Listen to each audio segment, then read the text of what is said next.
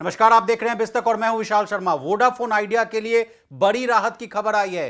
Funds की कमी से जूझ रहे वोडाफोन आइडिया को बड़ी राहत मिल गई है। कुछ ही दिनों पहले सरकार ने कंपनी को स्पेक्ट्रम और दूसरे सरकारी बकाया के लिए इंटरेस्ट पेमेंट को इक्विटी में तब्दील करने का आदेश दिया था। अब कंपनी ने अपने बकाया के भुगतान के लिए देश के दिग्गज बैंकों से संपर्क किया है। अब क्या है पूरा मामला, विस्तार से समझने की कोशिश करते हैं। वोडाफोन आइडिया ने 3,000 से 4,000 करोड़ रुपए के लोन को रीफाइनेंस करने के लिए देश के बड़े लेंडर्स यानी भारतीय state bank, Punjab national bank और एचडीएफसी से संपर्क किया है। यानी कंपनी इन बैंकों से नए सिरे से बातचीत शुरू कर रही है। अब यह खबर वोडाफोन आइडिया के लिए क्यों इंपॉर्टेंट है, यह जान लीजिए।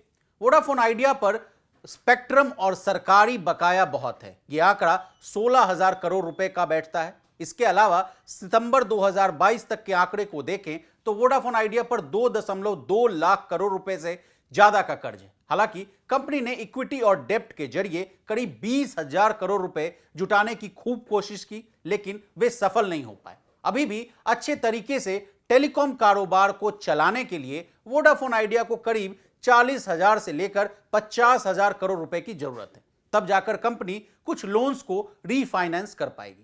बता दें, कंपनी पर इंडस टावर्स जैसी टावर कंपनियों और एरिक्सन और नोकिया जैसे नेटवर्क कंपोनेंट मेकर्स के बकाये का भुगतान करने का भी प्रेशर है। तो अगर वोडाफोन आइडिया को 3,000 से 4,000 करोड़ रुपए मिलते हैं तो कंपनी को थोड़ी राहत जरूर मिलेगी। अब वोडाफोन आइडिया में कौन कौन बड़े प्रमोटर्स हैं, इनके नाम भी जान लीजिए। वोडाफोन आइडिया के प्रमोटर्स में यूके की वोडाफोन पीएलसी और आदित्य बिरला ग्रुप के नाम शामिल हैं। हाल में ही प्रोमोटर ने करीब 4,900 करोड़ रुपए कंपनी में लगाए थे, जिसका इस्तेमाल इंडस टावर के बकाये को चुकाने में किया गया था।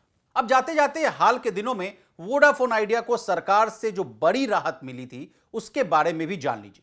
फरवरी महीने की शुरुआत में सरकार ने वोडाफोन आइडिया को स्पेक्ट्रम और दूसरे सरकारी बकाये के इंटरेस्ट पेमेंट को इक्विटी में तब्दील करने का आदेश दिया था। यानी सरकार वोडाफोन आइडिया पर बकाया रकम को इक्विटी में तब्दील करने को राजी हो गई थी। इसका मतलब यह था कि सरकार के पास वोडाफोन आइडिया का स्टेक आ जाएगा। इस आदेश के बाद करीब 161.33 अरब रुपए के बकाये को इक्विटी शेयरों में तब्दील कर लिया गया।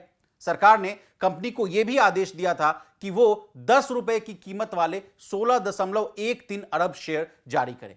तो अब देखना होगा कि वोडाफोन के दिन कब सुधरते हैं और यह कंपनी कब अपने सारे डेब्ट्स को चुका पाती है। तो इसी तरह बिजनेस जगत से जुड़ी तमाम ताजा तरीन खबरों के लिए बने रहिए हमारे साथ और देखते रहिए बिज़ तक।